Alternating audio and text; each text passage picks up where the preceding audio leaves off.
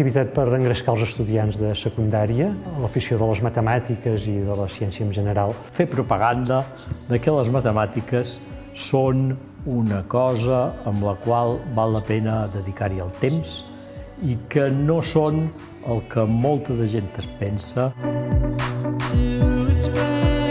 A la carrera o els estudis de matemàtiques a vegades has d'explicar coses que en són més ingrates. Aquí pots escollir molt el que expliques, pots explicar matemàtiques de veritat.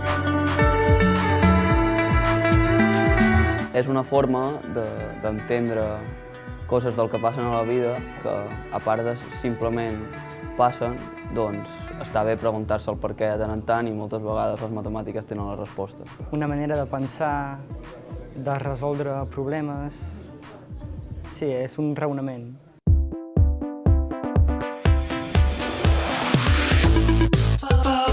És un món moltes vegades que està molt mitificat i que fa molta por, però té una vessant lúdica i recreativa que permet fer matemàtiques d'una forma que tu puguis passar bé i al mateix temps aprenguis coses noves. Jo crec que com al principi ho veuen complicat i no s'hi apliquen, doncs després a la que ja no ho saps fer, doncs després et lies perquè es va dificultant la cosa. En canvi, quan ja agafes la tàctica, doncs ja t'agrada. Tot i que les matemàtiques poden ser molt sofisticades, posar-s'hi a dins està a l'abast de tothom i que amb els coneixements mitjans es pot arribar molt lluny si s'adquireixen, esclar.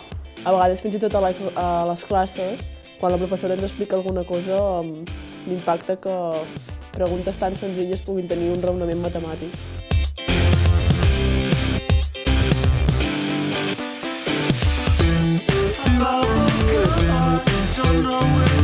A mi m'ha agradat molt aquest projecte perquè és una manera de veure les matemàtiques d'una manera més dinàmica, és més lúdic.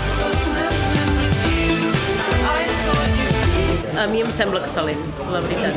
Els nanos s'ho passen bé, és una activitat científica que, a més, lúdica també, doncs ho trobo excel·lent.